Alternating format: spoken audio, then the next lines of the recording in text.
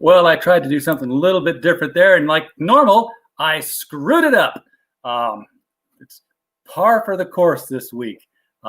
Welcome again to another episode of the Critical Blast podcast, whatever you call this thing. We're coming out of the cavern as usual, delving into the world of comic books. Sometimes it's crowdfunding, sometimes it's just for fun, sometimes it's pre-crowdfunding. And tonight, we've got a very special guest with us. He stays crunchy in milk, and he tastes really good. That would be Keith Gleason. How you doing tonight, Keith? Hey, RJ. That was a great intro. I like that. I thought I'd just like, you made this cool video here on your website, and I'm like, I'm going to lead in with that. And then I go off to the side, and I'm sitting here broadcasting me trying to click things in time. And that's awesome. Yeah, that was an animation fan of Alterna Comics did for me. Just out of the blue, like when I was running my Indiegogo a couple months ago. And I think his name is Pedro Caseta or something like that. And I was blown away by it. I was like, wow, like didn't ask for anything, just did it out of the kindness of his heart. And it was just awesome, Remember when fan art used to be like, hey, I drew a sketch of your character. Now we're just making movies. Yeah, right. It's come that far with technology, right? Absolutely. Hey, we got Don Chin in the chat tonight. Oh, nice. Don? Hey, Don. How's it going? Don is going to be a guest with us tomorrow when we do the LCS Guys show. Awesome. Sunday. So he'll be our guest host. I'll have to tune in for that. Looking forward to having him on again. I'm sitting here. We do that LCS Guys show every 2 weeks. Started it when COVID hit, just to talk with different guys around the country, see how their shops are holding up, what they're doing to survive.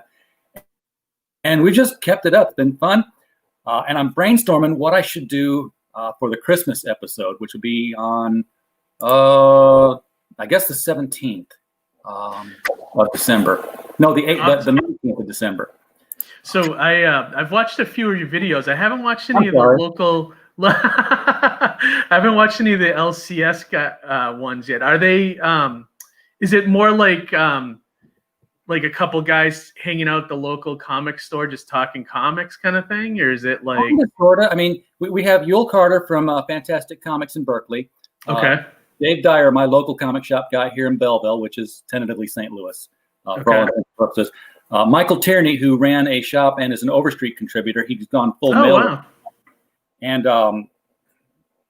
Brian Cook, who does mail order from Texas, from Blast Beat.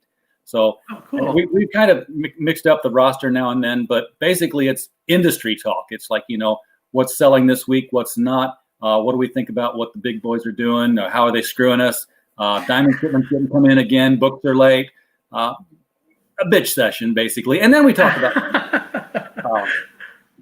I like that, though.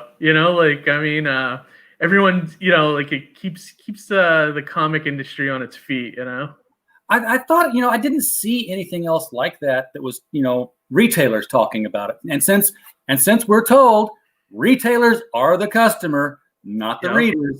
The customers. It's true. I used to manage a comic store up here in Massachusetts, and totally true, dealing with Diamond and all that fun stuff, so. Yeah, I worked at a comic store, at 2 comic stores, and I got the job the same way. I basically found a comic store I liked. And then when I was in high school, New Comic Book Day was Tuesday. No, wait a second now. When I was in high school, it was Wednesday. When I went to college, it was Thursday, because everything shipped out of Sparta, Illinois. And I went to high school in Sparta. So they arrived on time at that store.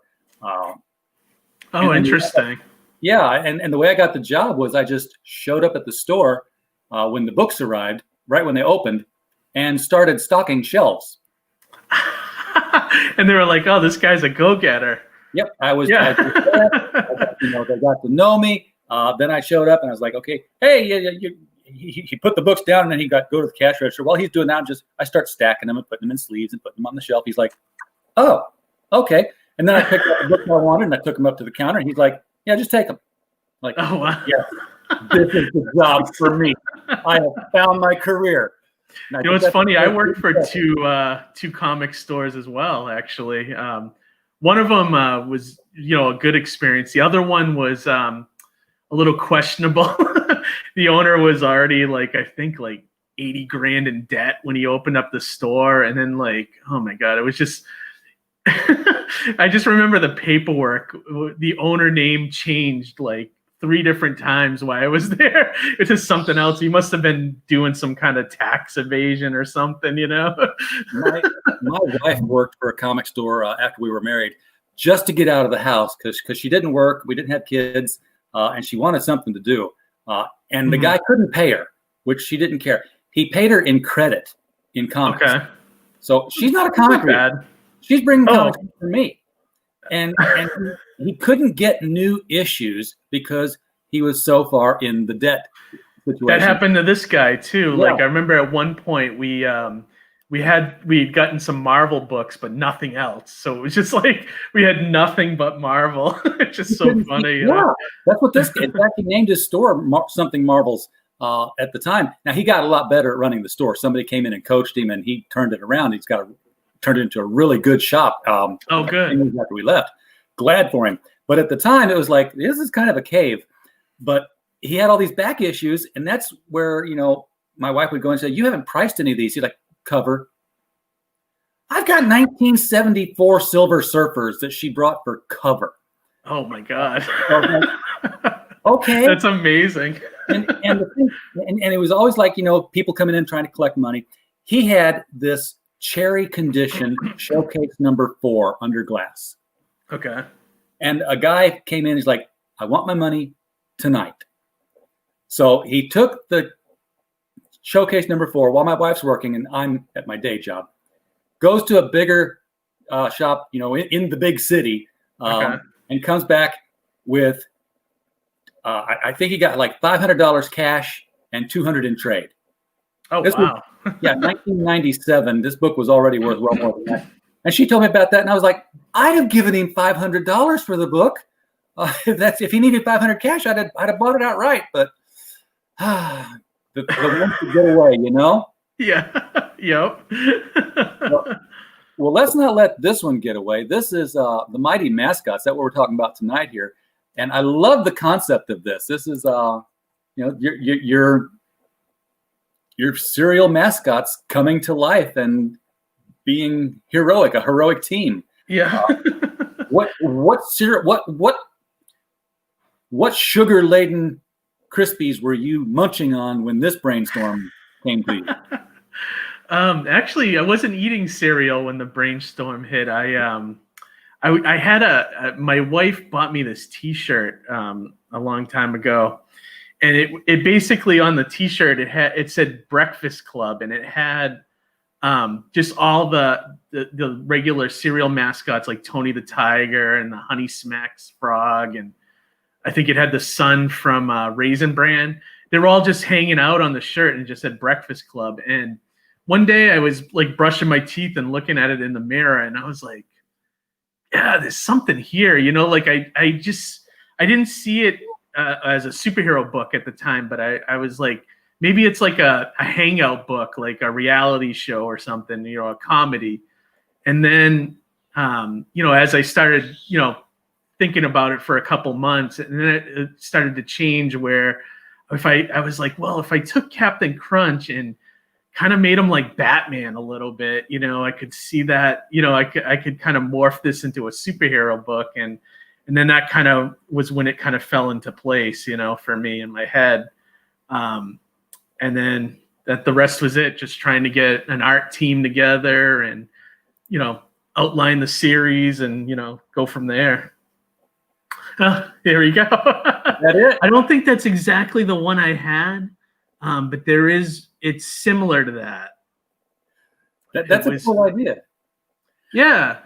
Yeah. And and the other thing about it that I liked was that I don't think I've ever seen anything with like done with serial mascots is like a comic book or even think like a cartoon or anything, So I felt it was kind of like a unique team actually, like a lot of the different characters, they're all kind of archetypes of, famous or real serial mascots, I should say, Yeah. I think the closest I ever saw was the Captain Crunch commercials used to be serialized. Serialized. Yeah, with the what is it? The Soggies, right? The Soggies and Jean Lafoot. Yes, Jean Lafoot. I forgot about him. And so did you get to study much of Captain Crunch when you were making this, or did you just take the idea and go? I took the idea and went with it, but like I am kind of like a cereal guy, so like I knew a little bit of the history of Captain Crunch, and but that was about it. I didn't go into it terribly deep, So do you know who created Captain Crunch? That I don't know, actually. Not the cereal company. Obviously, they came up with it. Captain Crunch was created by Jay Ward. Oh yeah, right. The guy that did Bullwinkle, right? Bullwinkle, yes. And then Fractured Fairy Tales and all that fun stuff. Yep. Oh, I didn't know that. That makes sense because of the drawing. Now that I think about it. It definitely looks like Fractured Fairy Tales. But they just came to him and said, "Draw us a cereal mascot." And he went and he made a writer's Bible. I mean, he gave him a name and an origin and Crunch Island and the kids' sidekicks. It was just like, oh, I love that. This is way more than we needed, Jay. You overspent your check. I love that, though. I love that he went and took the time to create the backstory and stuff. What is that? Don's asking if Horatio's bird is based on Toucan Sam. It is, yeah. That was something. The guy that designed the characters. Do you know Frankie B. Washington? He's an artist up here, and he designed all the characters for me, and he was the original artist for the series. But then when I went to Alterna, he was doing other things, and I ended up getting Ian on board as the artist at that point. But when he designed Honey Flakes, he added the mechanical bird to make it look like Toucan Sam, and I was like, "That's great, let's keep that." It needs a parrot, and having a toucan is perfect. I've got to get a hold of a friend of mine.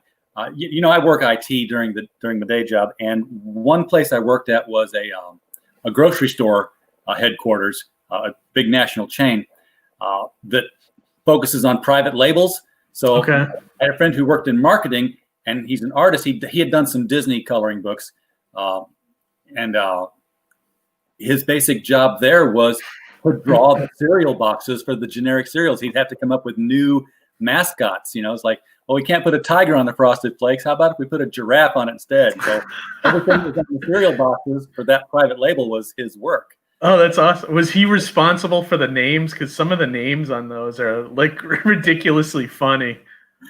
Probably was, yeah. I think my favorite is my two favorite generic cereal names is Apple Dapples and Crispy Hexagons. That's my favorite. Oh my God, yeah. I want to play D&D sometime with a box of Crispy Hexagons. And look up the dungeon as we go through it. Right? Closing in. That's hilarious. Don, what is Don saying? Cereal prizes.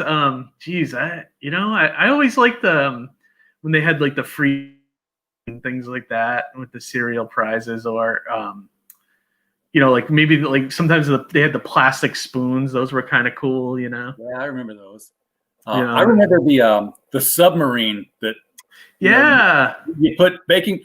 Okay, so the instructions say you put baking soda into the submarine, you tamp it down, you put the cork on, you put it in the bottom of the tub, and it'll rise and it'll fall. It'll rise and it'll fall. Mine fell, and I took it out, and there's this, solid wet clump of baking soda.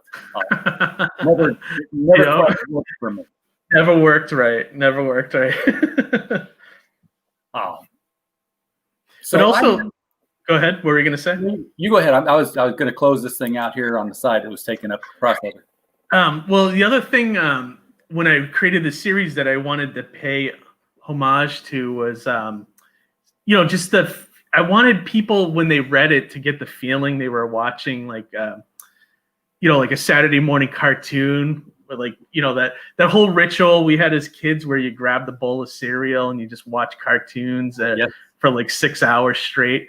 That's what I was kind of going for with the comic. I wanted it to be like a fun superhero story, kind of like the stuff Marvel was doing in like the Silver Age or even in the 80s, where it wasn't like, it was just like superheroes fluff stuff, where it's not too serious and not too dark. You know what I mean? Like I wanted to do an all ages book that was really like all ages, like Marvel used to produce in the 80s, and like something in the tone of like Batman the animated series, where it wasn't too dark and it wasn't too light. You know what I mean? Could die, but it's but it was done tastefully, not like with somebody being ripped apart, or you know what I mean? Like just something like I love those days of getting up on a Saturday morning and you didn't just have a bowl of cereal. You got the Jethro Bodine bowl. Right. You dumped the box in it, and you just had the biggest spoon you get.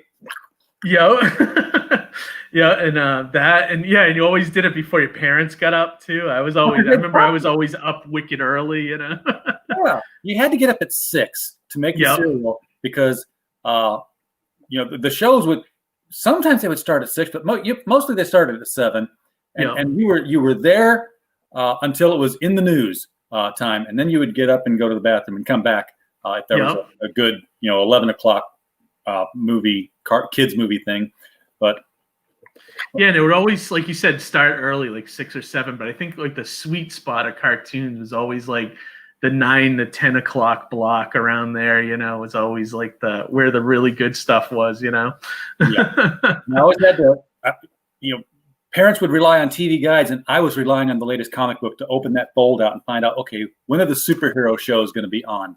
And remember. Like the Friday night before, they used to do the preview in the fall. Yeah, remember that? I was always tuned in for that. Yeah. And then Cartoon Network came along, and everything that was special about it just got sucked away. Yep. It's so true. As soon as they came in, well, I think too, they came in too right after Saturday morning cartoons kind of stopped, right? Or when like Fox, I think, was still doing some stuff in the morning, but like the major networks had kind of stopped at that point, But putting on Saturday mornings now because there's no need for it. You just go to the Cartoon Network anytime. Yeah, or you just go on to like Netflix and find something, or they still don't have the cartoon. They still don't have the cartoons that I was watching growing up. There's still a lot that is missing, like where or I think you can, I'm trying to think, like you can still get, I think you can get Real Ghostbusters now on Netflix, I think, right? Or I don't know. I was surprised to see HBO Max had Johnny Quest, which I was surprised by, the original series. Ooh. Yeah, I know. That stuff was great. that was definitely some of the best. I mean, get it while it's unedited because, one of these days Haji's going to be gone. Yeah, I know, right? The way things are going. It's just, he won't be named Haji. They'll find some way to make it racist, I'm sure. Well, starring Mike Pence, of course. Right. I know. Me and my friend had that joke too. I used to send him clips because of Race Bannon. He murdered so many people in that cartoon, and I would send it to my buddy, and he was like, "I can't believe Pence is killing all these people." And I thought, one of the best things DC did in the last 10 years was that Future Quest thing where they brought the entire world together and made everything work. Yeah, I like that a lot, and I was kind of sad that it went away, I thought that was a great series. Well, they tried to bring all the anthropomorphic animals into it, and I'm like, no, keep Scooby and Dino-Mutt, but, don't try to bring Yogi Bear and Snagglepuss and all this other stuff into it. They tried to do them weird too. I remember, I remember when they crossed over with like Batman and all that stuff. That was kind of bizarre. Yeah, but, those Looney Tunes crossovers were weird. They were, yeah. Oh yeah, I remember live that. action shows. Yeah. Of course, yeah. Those are classic. Yeah, Sigmund and the Sea Monsters. I have that on DVD, I think. I know I did it one time. And Land of the Lost. That was all by those. On the beach when Yeah. all the rain. Yes. Oh yeah. And Land of the Lost too, wasn't it by those guys too? The Sid and Marty Krofft. Marshall, Will, and Holly on a route. Yeah. That was good stuff. Yeah, that was like the live action stuff that I would watch. The Crofts definitely had. Well, you remember was it the Croft Super Show? Yeah, they had Dr. Shrinker and stuff and all that. Oh yeah, Puff and Stuff is why we lost Mayor McCheese. By the way, you know that. No, I didn't know that. That's good. That's cool. If you remember Officer Big Mac and Mayor McCheese and how they disappeared. The guy who designed the HR Puff and Stuff costume for Sid and Marty Krofft, when he finished, he got a job over at McDonald's. He basically recycled the design. And, I didn't know that. And the Krofft said, "Our lawyers would like to talk with you guys." And McDonald's backed away from it. But it took obviously years because there's still the characters standing, in playgrounds in some places, but you don't see them in the commercials anymore. Interesting. I didn't know that. Yeah, because you don't see a lot of commercials now from McDonald's using their cast of fast food characters. No, you still got Hamburger, you still got Grimace, but then it's just Baby. Yeah, they don't do like any of the. I remember they used to be always like on the Saturday mornings they'd have a commercial, but you don't see that anymore. They knew who they were advertising to. You see, exactly. And that was one of the things I thought of a long time ago. Not that long ago. I mean, it's been like this year. And I was like, yeah, if I ever get Keith on the show, we'll talk about mascots. But mascots who went out of work, like Mayor McCheese and Big Mac, who were sued off their jobs. And more specifically, I was thinking, gosh, I wonder how Keith would handle, Uncle Ben and Aunt Jemima being put out to pasture. Anymore. Well, I am going to be doing fast food mascots down the road. I'm working on issues 4, 5, and 6 right now, and issue 6, like I built in a few subplots, and one of the subplots is going to be like eventually the fast food mascots coming in as villains, led by like the Burger Monarch, which will be like a twisted version of like the Burger King, looking. How can you? Yeah. How can you not use that guy? But I figured I would create a team with him, and then kind of pepper all different mascots in there as villains. I think that'd be great. So you can have the Ronald McDonald's. You can do like Grimace. Things like that. Be awesome. Oh, yeah. And then the other thing you mentioned about the old mascots like Aunt Jemima, I think I haven't thought about it yet, but I was thinking like maybe you could do something where like there's a bunch of retired mascots, that are just been locked away or something. You do something like that. Oh yeah, I mean there was I was gonna say there's Quisp, but you did get Quisp in there. I did, yeah. I always liked that mascot for some reason. Quisp mascot. Oh! I'm doing it again. This everybody I bring on, I come out with big brain idea and say, you do this. This is your job now, and I make no money off of it because I put you to work. You need a Halloween. You need a Mighty Mascots Halloween special. Okay. With the Count Chocula, Frankenberry, Wolf, and Booberry guys. Oh yeah, I would love to do them. I was already thinking that I want to do them down the road at some point. Haven't come up with the concept yet, but that's a great idea to do like a Halloween special and do that. It's just an extra double-sized one shot. Yeah, Halloween. like an annual or something. Yeah, actually, that'd be a pretty good idea. Thanks, RJ. It's my shake and bake moment. It's shake and bake, and I help. I like that. I've got just a few of those things that I can use, and that's one I get to use a lot. Nice. Somebody comes in and backs a campaign. I'm like, yes, done my job, made you money. We're done.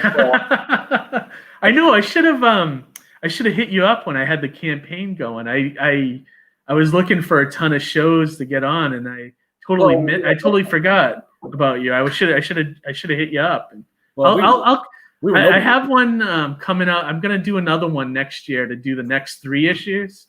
So maybe I can come on again and promote that. That'd be awesome. Maybe we'll actually be somebody then. Right now, we're just sort of like, oh, that guy. We went from nobody to, oh, that guy. Yeah, right. Awesome. Anytime I have an alternate guy on there on the show, I'm like, the last time I had an alternate guy on, we had one person watching. I was like, yeah, we're sitting here talking, and there's nobody here. And the one person piped in and said, I'm nobody, and it was Pete. So that's awesome. Who did you have on? Who did you have on? I can't recall. Was it Ryan? Ryan Wynn from Gods and Gears, or no, it wasn't Gods and Gears. It might have been. Damn, it's been so long ago. I know you have so many. You have so many interviews every night, and this is my little black book, and it's like I'd have to go back. I should, I get a calendar for free at the bank that would take care of this. I have no idea who or when it was. Good.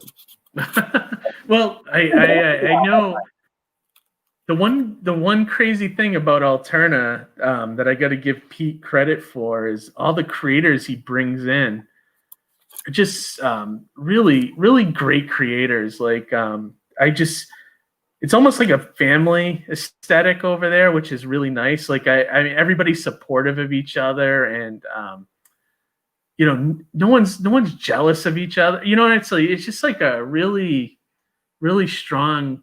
I think he does a good job of getting creators that are like-minded. Very focused on customers, and also like just I wouldn't say non-political, but like just that's not their driving goal when they make a book. It's those who are not like-minded tend to get rid of themselves historically. Yeah, right. Yeah, or they're just angry or got personality defects or whatever. You see enough of it with the so-called pros of the big two. So. And if you wait long enough, they turn on each other. It's true. It's just, I try to stay out of all that nonsense, but I do keep an eye on it just because I kind of like to know what's going on, but my God, it's like they work in the greatest industry, they get to play in like Marvel and DC's sandbox, and I don't get it, Well, that's because I keep saying this, and they keep telling me I'm wrong, but I still believe it anyway. I don't think that the big comic book companies today are run by people who love comics. Not like when Stan Lee and Dick Giordano and Jeanette Kahn, no, and Paul definitely Levitt, not. Yeah, definitely not. Love the books. They're run by people that barely know the history, anything. Like they just, I don't know. I agree with you. It's just, I think a lot of them are just hired because, they're cheap or whatever. And, And it's like, hey, you remember that story we did 5 years ago? That one sold kind of well. Do that one again. Yeah. Yeah, no, I agree. There's nothing new coming out. It's just all the same rehashed garbage. And I agree. 100%. So I've got the roster down here of all the serial characters. And I like that. we know who they are. But I was curious what drove you to parody the Gary Coleman character as the leader of the group.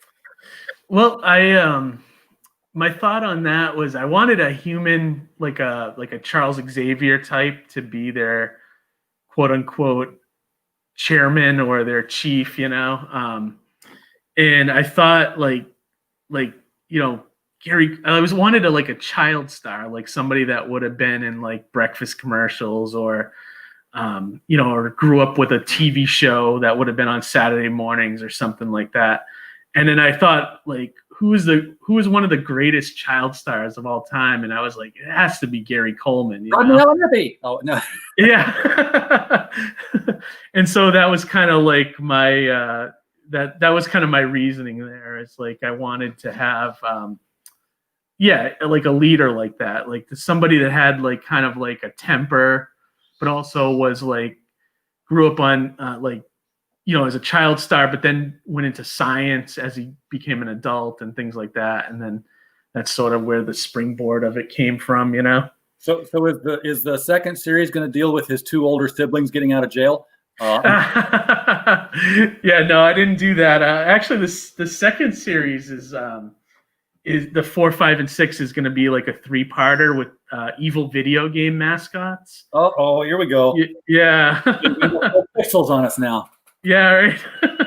And I'm doing like the classic 8-bit ones. I can actually share the cover if you want to see it. Like, of course. Yeah, let me see. I can share some images here. All right, yeah, if you want, let me see, share screen.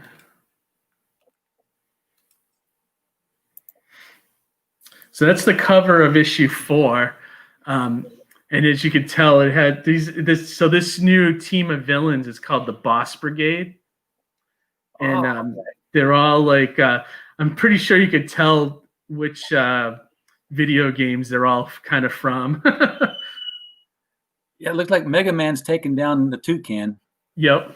And then you got Donkey Kong. I'll give you my names of them. So the Mega Man guy is Mac Mayhem. The Donkey Kong guy is King Kablooey. The Mario guy is Plumber Paisano. Street Fighter guy is like Road Brawler. And then there's Snappy the Harefoot, who's sort of like Sonic. And then you got Lana Lennon, who's sort of like the Tomb Raider. And they're all kind of sitting on top of the mascot, which I thought was a great image by Ian. Very cool. Yeah, and like I'm gonna do a little bit of a character arc with the second set. Like Honey Flake, it kind of starts off with Honey Flakes having like a nightmare about his past with his crew and all this stuff, and he sort of has like a PTSD moment, and he kind of shakes him as the leader of the group, so he's kind of not operating at 100%. So a lot of this arc will be him kind of finding his feet again a little bit. And while this crazy stuff's going on with like video game mascots. So second story arc it's shaping up pretty good. I think Ian and Anton have upped their game with the artwork, and like I just think 4, 5, and 6 going to be great. Yeah.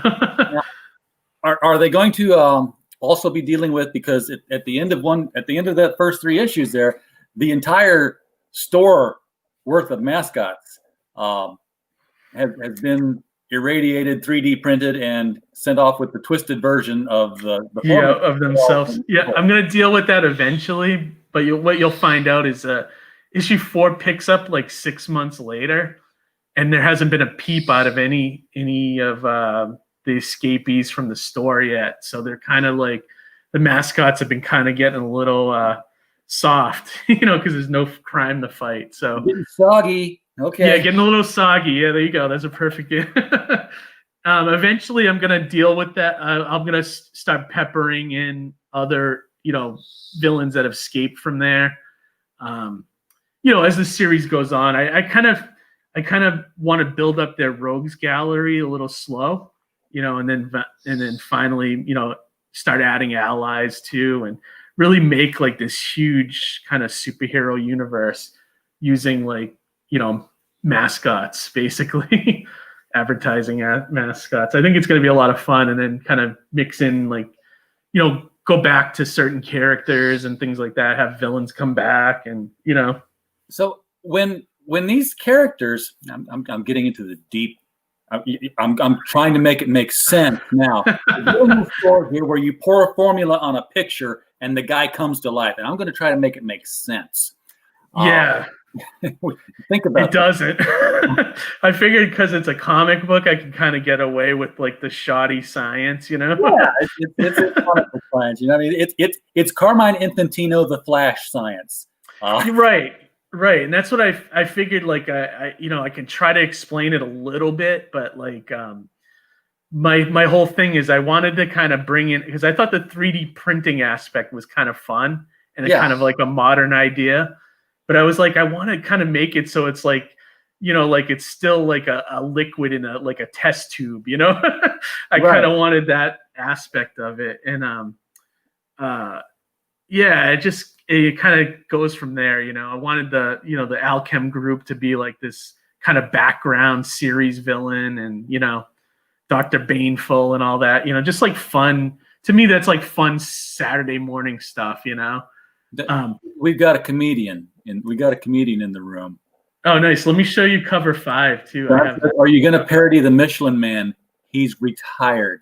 You you could do the Michelin Man. I mean, I think that would be great. This is the cover for issue 5. Amy's Birdhouse says the science is solid. Okay. Yeah, I like that. we're good to go with the science here.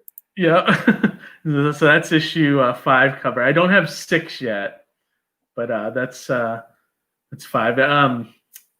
Yeah, I'm really having a blast with this series, to be honest with you. Like, it's just people seem to really like it that have read it. It's it's original. Oh, thanks. Ironic to say that because you're parodying things that are well known and then say it's original, but it is. It's an original idea. Yeah, and I think like people just are hungry for like the way comics used to be written, because you don't. It's almost like new. It's almost fresh again because you don't see comics written like this anymore, where it's just like a fun superhero story, nothing else going on. So what I was going to ask when I was trying to make sense of it is when a character is brought to life. Okay. When the formula is poured on the image of Captain Horatio Honeyflakes, foregoing the entire idea that you could pour it on an entire case of the same box and have 20 of him. Yeah. Throw that out the window. We're not even going to think about that.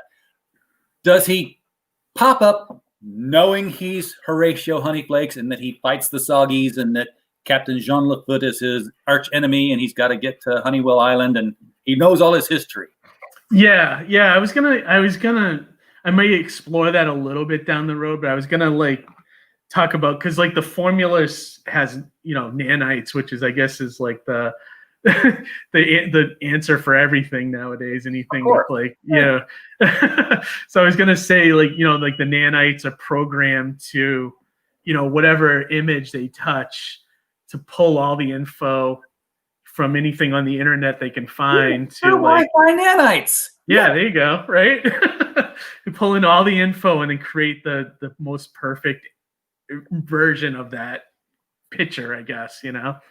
And the reason they become evil is because Dr. Baneful has added her like codes and her evilness so that the code virus. Yeah. So like when she creates mascots, they already have a predisposition for evil. They're already, like they're tainted. I was saying like so, and that's the reason why the mascots aren't evil, is because like they were created without the taint in the formula, basically. It's horrible when you get taint in your formula, and the other way around. Right. So it's like.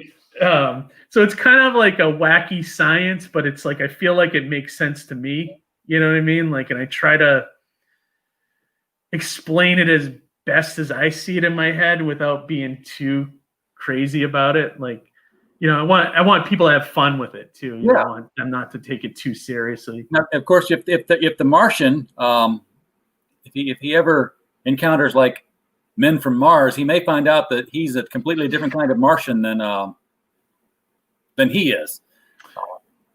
Yeah, definitely. Like I thought about doing like real DC. When you get that crossover deal with DC, deal with that when John Jones is around. And that'd be awesome. Martian. That would be great, actually. I would love to see that. You never know. Crazier things have happened, Don's mentioning, he said, I just noticed the M&Ms are drawn kind of Don Bluth style. Was that intentional? Since I know you love dragons there. Don's monitor is a lot bigger than mine, so I couldn't even see the M&M guys. It wasn't. It was just sort of the style Ian came up with. And I loved it because it looks sort of somewhere between anime and regular superhero comics, which I love. But I like that comparison. I mean, I think Don Bluth's animation is amazing. So, it's unintentional, I guess, but. Now, in the first 3 issues, which I read yesterday and today. Awesome. I finally got to read them, and thank you for the PDF so I could do that and prepare for this show, because I like to study up before I have an interview like this. They're on the ropes, and you've got to go get help. And obviously he's working in a tainted environment, and the Martian comes up with the Crown team, the toothpaste people, and we find out that they're an evil version because he was in the evil environment when he used the formula. So they're like, oops, made things worse. Yeah. But when he does get somebody to come help, that's pure, that's in the pure environment, how many options did you go through before you settled on the Province of Pools girl as somebody who would be the savior of the whole thing? Well, when I first pictured this series, the villains, I definitely wanted to do the Crest team, which that was what that was from, right? The Crown teams. Yeah. So I knew I loved those guys. I figured they'd be great as villains. So that was like my first thing. And then I wanted an ally in the first 3 issues, and the first thing that popped in my head was the Land O'Lakes girl. I thought she would be awesome if you made her into a badass Indian warrior. She would be fantastic. So that was like, I wanted to make that at such a great reveal at the end of issue 2 that people would be like, oh my God, And so she was done fantastically and looked like the Land O'Lakes girl.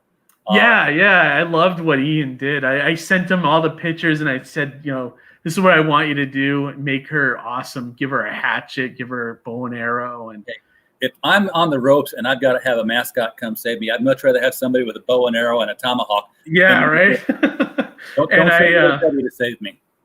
Yeah, like when I first did it, and I showed it to Peter, he was a little worried about the cultural appropriation, but I was just like, she's, I think the people had a problem with the Land O'Lakes girl because she was always on her knees. Like I read the whole articles about like how people don't like that mascot because of that reason. She's almost like this, what's that, submissive in that, ground.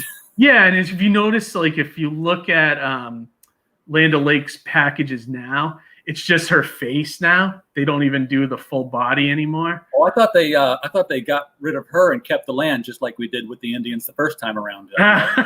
You would think.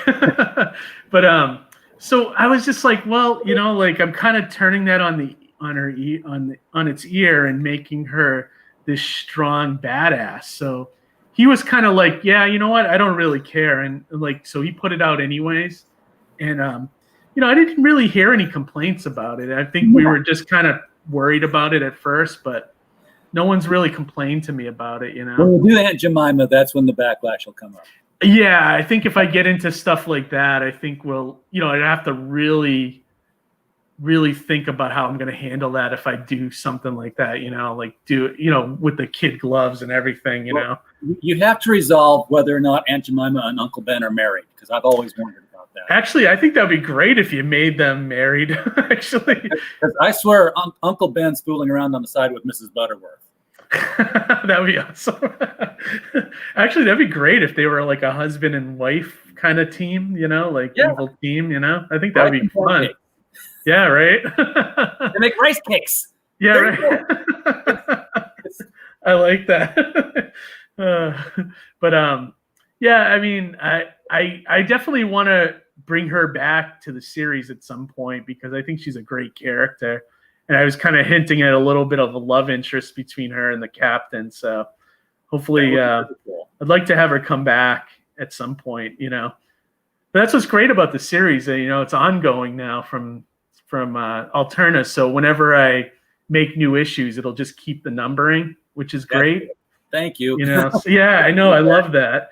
And I love, like, they just did, I don't know if you're aware of it, but they just did an Indiegogo for like, where they're reprinting a bunch of them. And I noticed that he's changing like the covers now. So like, it doesn't say it's mini series anymore. It's just like, it's just number 1 now, and then number 2 and number 3, which is awesome, you know. So going forward, it'll look more like a monthly, which is Remember great. when Marvel used to put out a miniseries that would turn into a regular series and they go 5, 6, 7. Now they go a regular series that turns into a miniseries at 11 issues.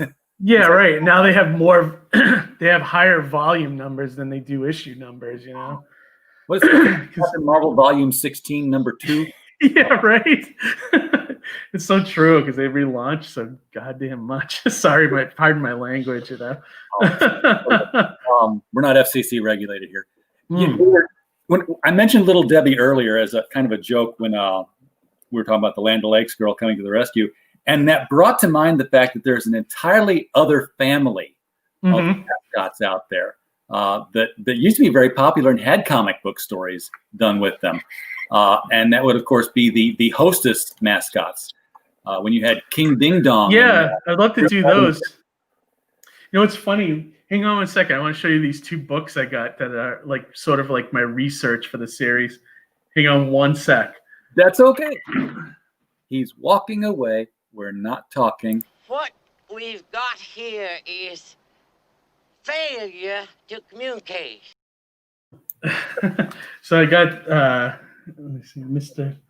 Oh, have you seen this? Oh, these are great. Awesome. So look at the back. It has like all these weird like mascots that you never even heard of. Or if you've seen, like you don't remember. Like there's a second volume too with like this one has Quisp on it and Charlie Tuna. Yep. I already gotten a couple ideas from these books, but it has their history in it too, which is really nice. Well, Captain Crunch and get everything out of him. The Shoney's big boy. Yeah, so it's a great book. I bought them off Amazon a couple months ago, and I was like, series Bibles right here, you know. There you go. Yeah, you're right, Don. They do call Ding Dongs King Dons on the East Coast and a little bit south. And because I lived in North Carolina and I went to the vending machine, I'm like, what the hell is a King Don?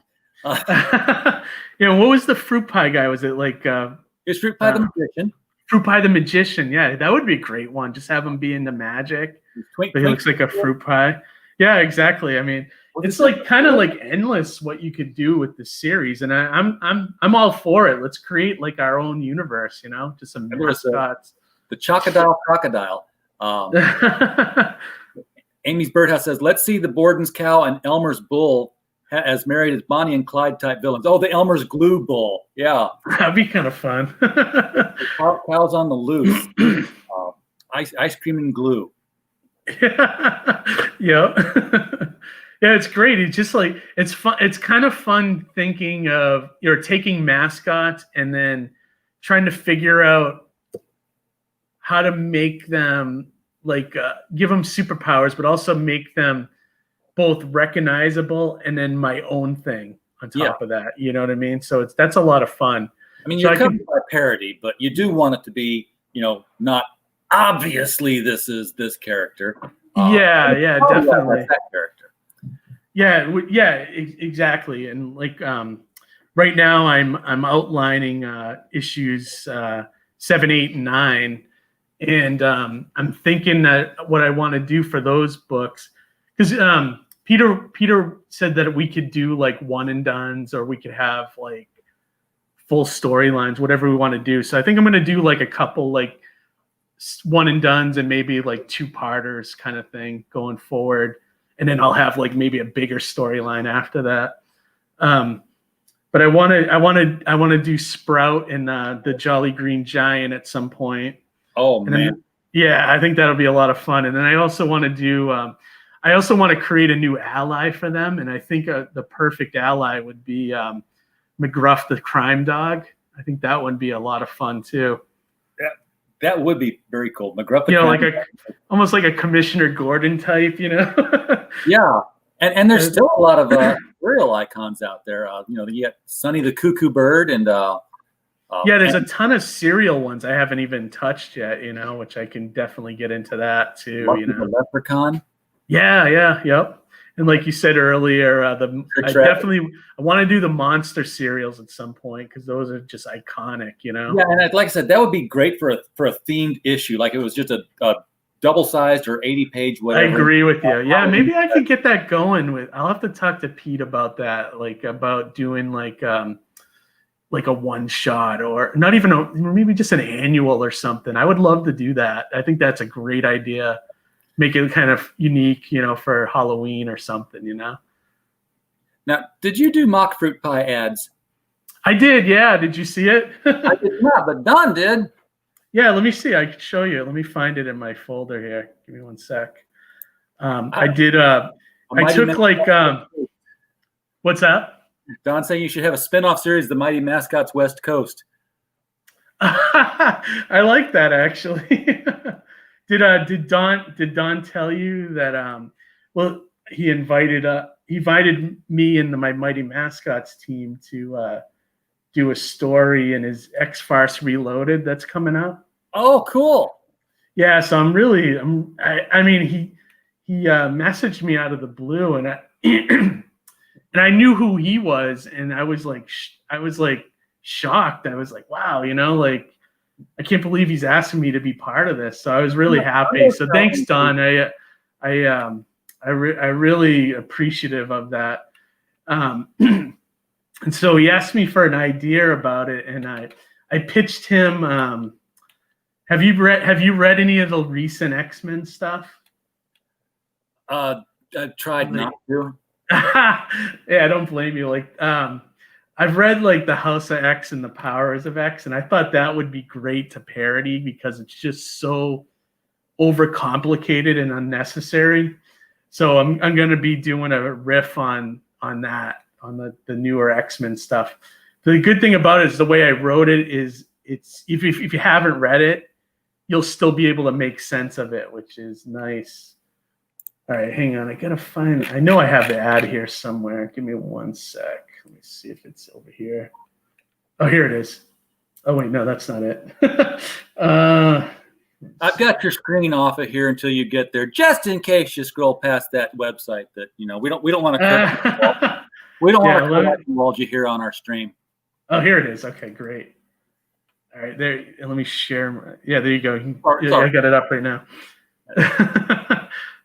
So I used Muckmouth from the first mini series. And do you know what? Did you catch what Muckmouth was from? Like we make holes in teeth. We make holes in teeth. Yeah, the cavity creeps were definitely from the Crest commercials, but Muckmouth was from. There was like, I don't know if that was everywhere in the U.S., but up here in Massachusetts there was these PSA ads to brush your teeth, and there was this creature called Yuckmouth. Oh.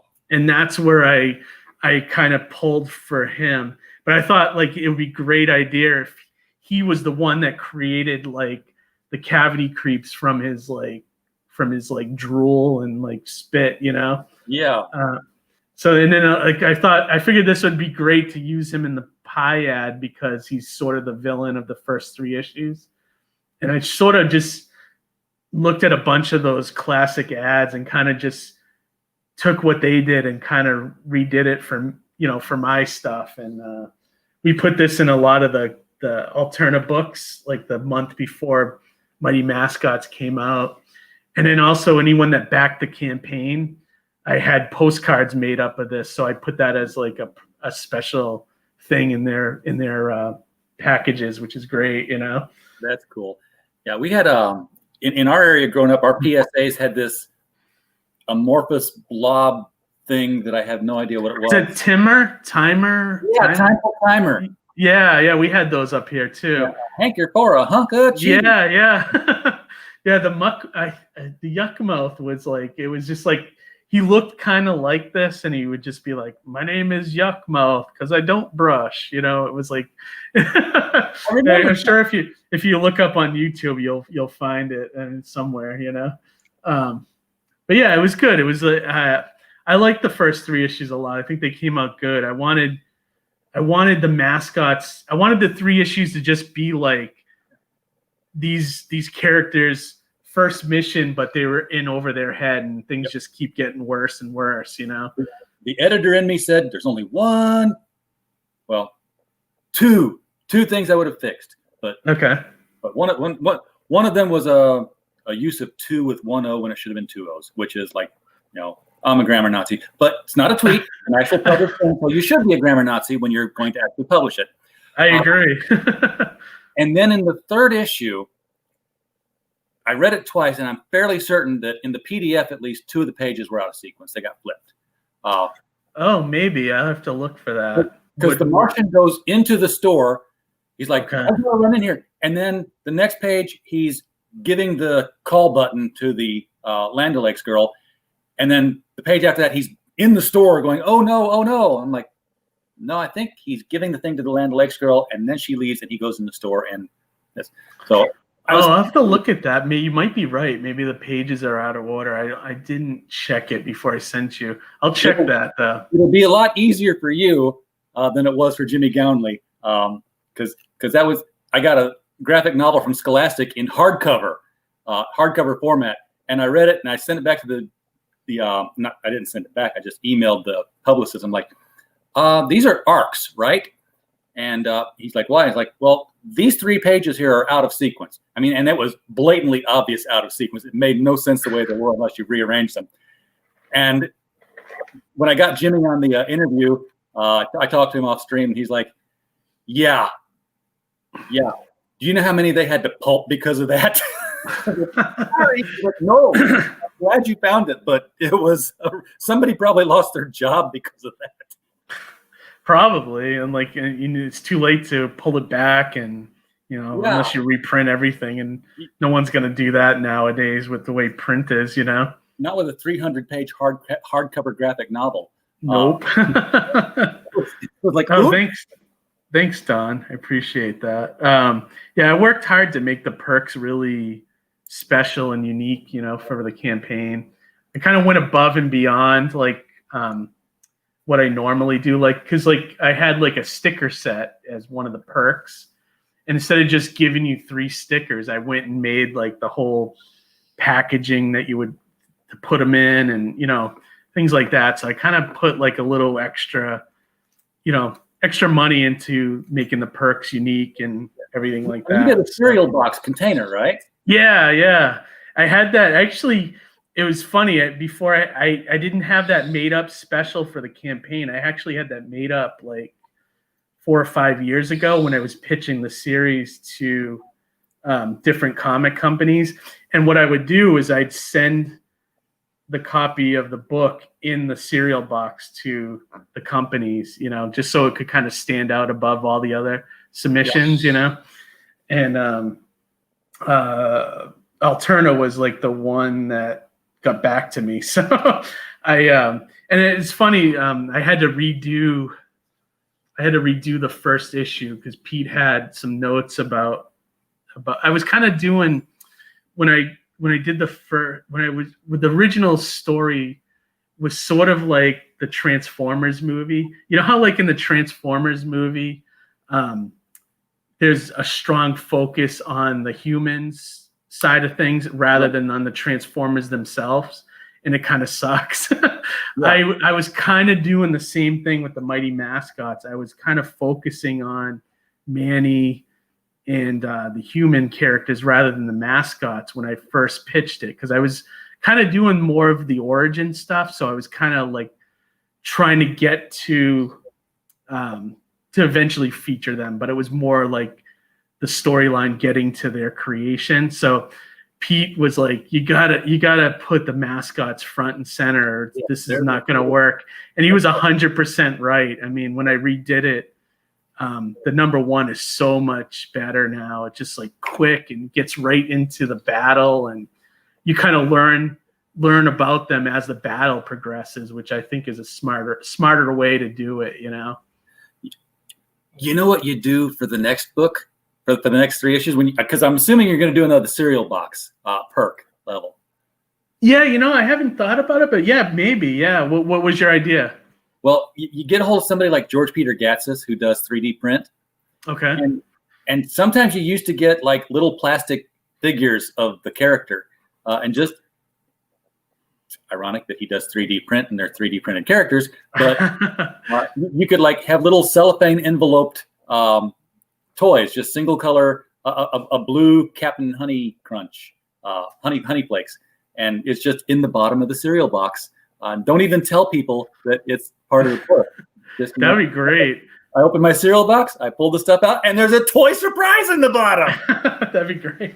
I was thinking for the next campaign to look into something like that. Like either I'd like to do like a 3D printed like plastic spoon. Oh, that'd be cool. With like Honey Flakes head on it, maybe, or something like that, or even like I had it as a stretch goal on this last campaign, but we didn't hit it. So I might bring this into the next one. Is like a custom printed eye patch, like with the Honey Flakes logo on it. Just some fun stuff. What's that? I remember that perk because I saw. Yeah, I was saying we didn't hit it, so I figured maybe the next campaign I could do it because I think that would be a fun little thing, Not a spoon, 4 spoons. Okay. And what? Different colors. Just have like a blue spoon with honey flake, a yellow one with boxer bear, a green one with Mondo Martian, an orange one with Toucan's head, and then another one with maybe the 3 heads of Whack, Smack, and Boom. And that'd be cool. Just like just lay them out like a fan. Just multicolored set of spoons. And then you could kind of like pick and choose which ones you want, or you can get the whole set. Get the whole set. You got breakfast covered for the whole Monday through Friday. Yeah, I should. I'll have to get that 3D printer that you mentioned. Is that someone you know? I do know him. Oh yeah, I'll have to check and see if what would cost, like what it would cost to do something like that. I'll put you in touch with him after the show. So yeah, I'd love to talk to him and just see, see what that would take, and if it's feasible, I would definitely be for it. Now, I didn't bring this up, and it was getting late in the show to do it now, but everybody was cereal except for Brewster McPunch, yeah. Yeah. And I did actually use the words Hawaiian Punch once. I'm like, ooh. I just thought visually the Kool-Aid Man would be a fun component to be part of the team. And when I think about him, like I think about what is that actor? He does have you seen the Harley Quinn cartoon on HBO? Yeah. Yes, I have. He does the voice of the plant. What's his name? I'm blanking on his name. You know who I'm talking? Yeah. JB Smoove. So that's who I picture doing the voice of Brewster McPunch. Like in my head when I'm writing the dialogue, I just picture him as like the voice of that character. Now, this was an interesting set, but there are the ones that you didn't use or didn't parody. Remember, a lot of the serial characters, just like every good superhero, they had a weakness. Sonny would go crazy for chocolate. Yeah. You could have like a character like that, and they'd be like, he's like, I'm coming in for the punch, chocolate. Yeah, right. Yeah, yeah. Build in those weaknesses. Yeah, definitely. The leprechaun's got to hide his treasure. Yeah. Something like they're chink in their armor. Yeah, I definitely got to do something like that. I think that would be great. You had these cereal icons whose entire purpose was to keep cereal away from children. The Trix Rabbit was trying to steal it, and the leprechaun was trying to run away with it. Yeah. Yeah. Cocoa stuff. for Cocoa Puffs, or Cuckoo for Cocoa Puffs. Yeah, definitely. Trix Rabbit. Yeah, definitely. All that stuff is. Or you can even use that as like a reason why they're angry. If you turn them into a villain, you use that stuff like abuse. It was abuse. Well, yeah, that's a lot of fun stuff that I could definitely build in at some point. And I'm sure every stream you go on, somebody's giving you 17 different ideas. Like, hey, why don't you do this? Hey, why don't you do that? And you're like, yeah. Look. Well, like I don't say any idea is horrible. It's just, you kind of take them in and you take what you think would work and what wouldn't, and kind of go from there, I release any and all ideas I threw out on the show. I really like the Halloween idea, though. I think that's a great idea to do it as like a one shot rather than trying to figure out how doing like a 3-issue arc with it or something, If you need any help writing, I am a published author. So awesome. Yeah, definitely. Do you do comics, or are you more like on the novel side of stuff? I right now I'm writing Remo Williams, The Destroyer. Are you really? Yeah, I got. Oh, I love Remo Williams. I love that movie. These are the last 3 books that I did. Oh, cool. So that's 153, 151, 152, and 153. Oh, so, no kidding. That's awesome. I've only done. I love that character. But yeah, I'd love to get into comics, and I've got ideas for comics. But again, I've interviewed enough people to know that if you can write and draw, you can do an Indiegogo for $500. If you can write, you can do an Indiegogo for $8,000 because that's how far in the hole you are, having to pay the artist up front. Yeah, I can't get out of a hole that big. I can't even get into the hole. So I bet you if you did an Indiegogo with Remo Williams, I think I don't know. What's that? I don't own him. Oh, you don't? Okay. No, he's owned by the publisher family. So. Oh, I got you. So you're doing it kind of like as like an homage, I guess, or is it more? No. I send them to the Destroyer Books people, and they publish them. Okay. So it's almost like work for hire then, maybe. Yeah, it's just like if you were working on the Mac Bolan Executioner series, and they published you. You're the ghostwriter, although I get credits, which I love that. Thank you. Oh, that's great. You'll have to send me a link to those because I'd like to purchase those because I love that. It's actually, I can do that.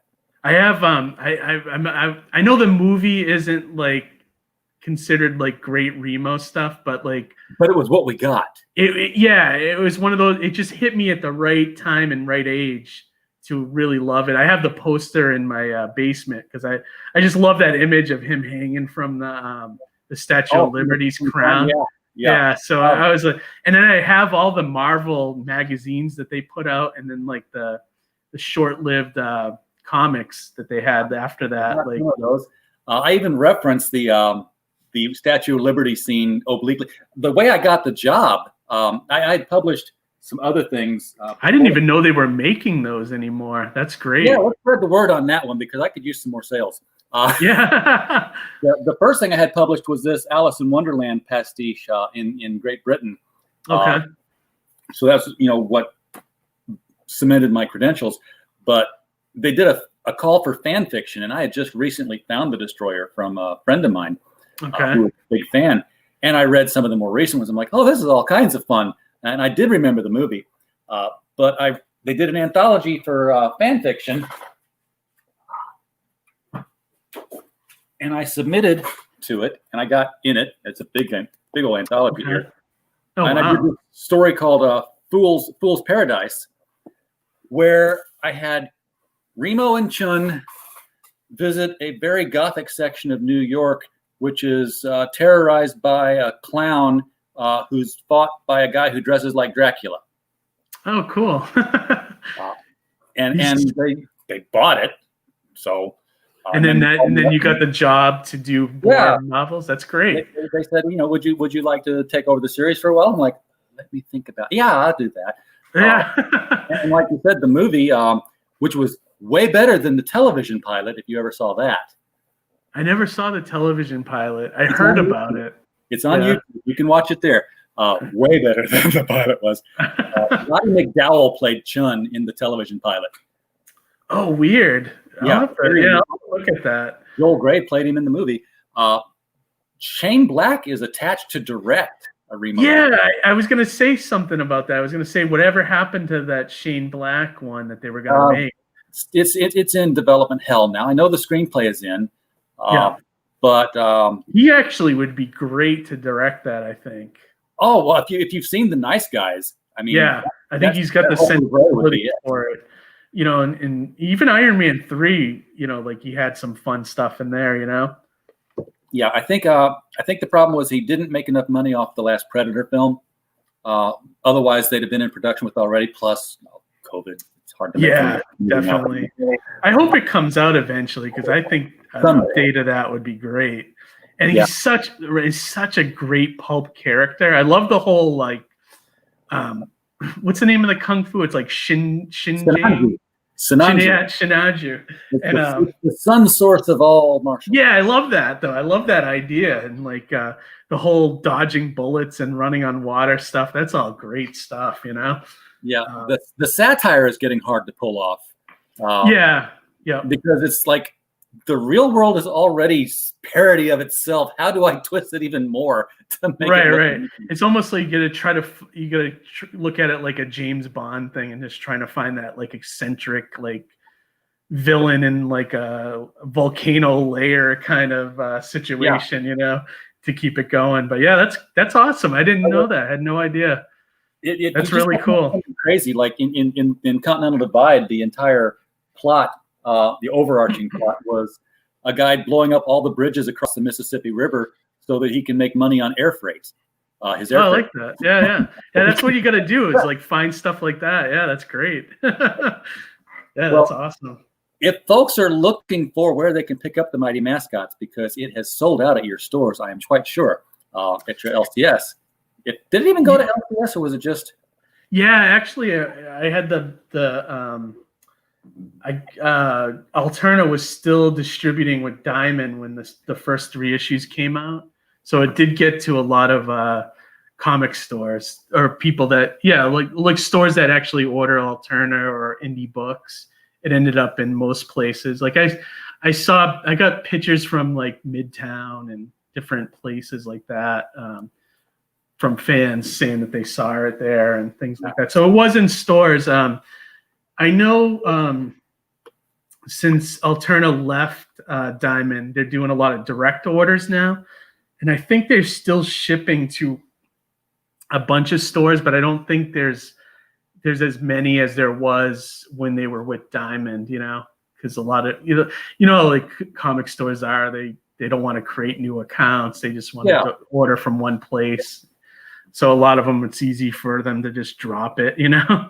But he's doing a lot of direct business to consumers, so it is getting out there to a lot. And then the Indiegogo did really well for the issues 4, 5, and 6. So that'll be getting into a lot of people's hands soon, which is great, you know. Excellent. Yeah, we're going to keep an eye out that. Definitely hit us up. We'd love to have you on for 4 or 5. Yeah, and push some sales that way. If people want 1, 2, and 3, there's a link right below the video to this website called heroenvy.com.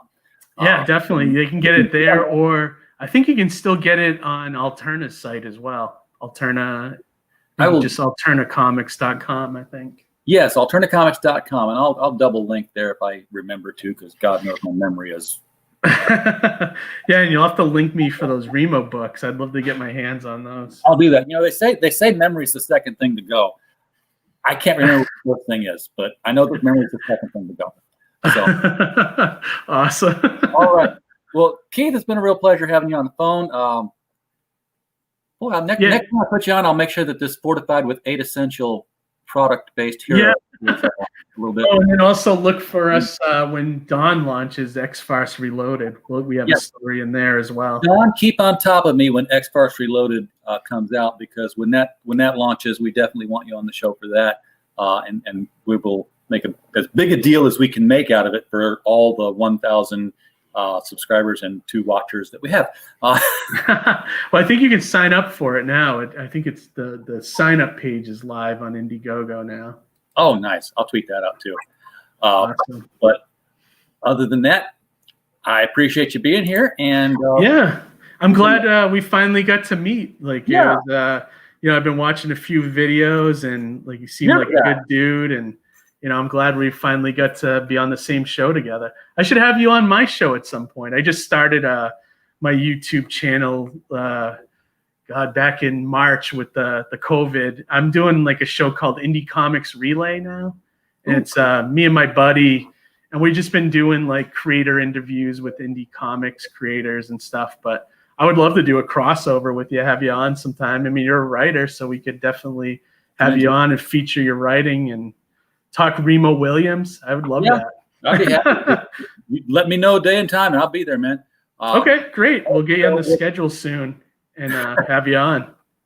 All right, man. I will talk with you later. Everybody in the chat, appreciate you interacting. And be here tomorrow when it's the LCS guys show, and we will have Mr. Don Chin's going to step out of the chat and onto the screen.